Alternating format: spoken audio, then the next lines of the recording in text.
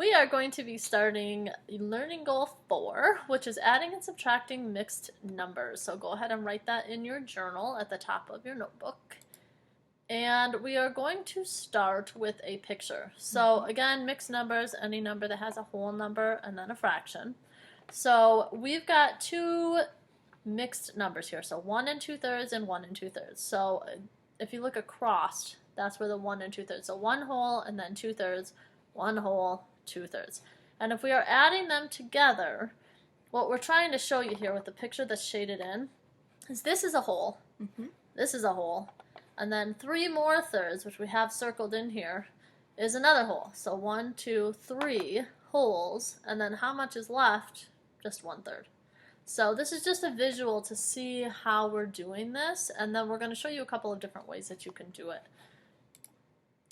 Another way that you can add or subtract mixed numbers is by just adding and then regrouping. And there's two different ways that it can look like. We just want to make sure that you see these because you'll probably see them both ways. So just to get familiar with that. So here, once again, just going across, we have 1 and 2/3 plus 1 and 2/3. And in this case, I would just add up my whole numbers to get 2, and then I would add up my fractions. 2/3 plus 2/3 equals 4/3.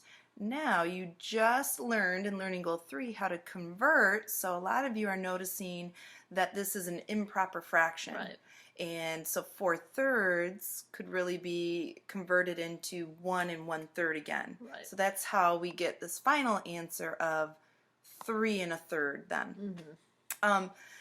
Once again though, this is the horizontal way, then vertically you can do it the same way. I actually sort of like this way better because you can separate the whole numbers here. 1 plus 1 is 2, 2/3 plus 2/3 is 4/3. Similar, the 4/3 is like 1 and 1/3, so it'd be like 2 plus 1 and 1/3 plus the converted. You could do it that way too, I guess, whichever way makes more sense to you, I suppose.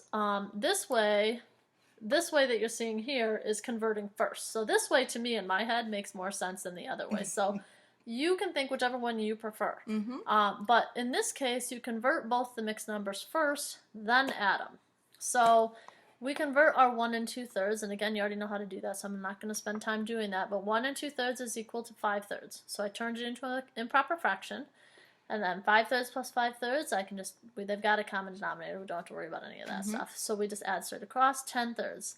Now that I've got that, I can turn it back into a mixed number. So to me, I guess it seems like a lot of work because you have to convert it, add it, then convert it again. But to me, this way makes more sense because you don't want to end up with an answer that's an improper fraction. So we just turn it back in. And again, you see, we get the same answer. All right, so now that you've seen 3 different methods, you can think about which one you prefer and try this one and see how you do. Now, just to make sure, I don't know why it's doing this, but this really should be 1 3/5 plus... Yeah, it's not the number 1, not question 1. The number is 1 3/5. Plus 2 4/5. So take a moment, see how you're doing with this, and we'll see if you got that correct or not. So your answer, after you paused, should have been 4 2/5. And if you got 3 and an improper fraction, you probably just didn't pull out the whole number. So that's an easy mistake to fix. Yeah. All right, let's take a look at another one. This time, subtraction. Yes. So, do you think that it works the same? So why don't you give it a try? Try to solve it. See what you think you would get, and we'll check and see if you got it right. So go ahead and pause it, try it out, and we'll see in just a second. Okay, well, hopefully, if you subtracted, you could have done 3 minus 1 is 2 for our whole, and 5, 6 minus 1, 6 is 4, 6, so boom.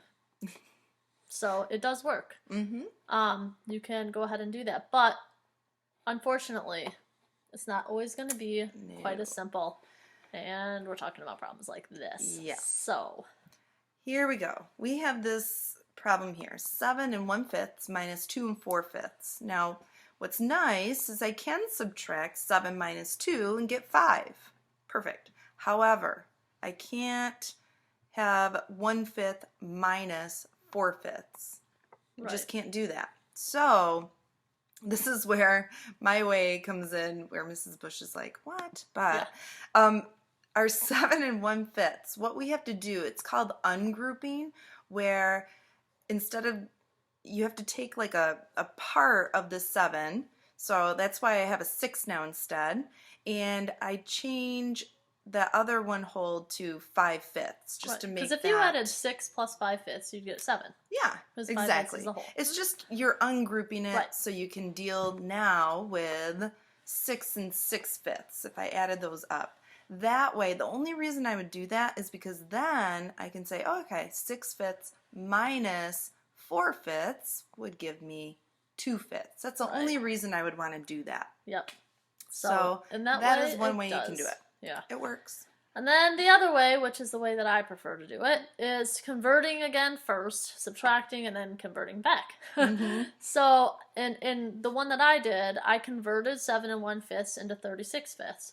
I converted 2 4/5 into 14/5, and then I just subtracted straight across. I got 22/5. Now that's an improper fraction, so I had to go back to my mixed number, and we get the same answer.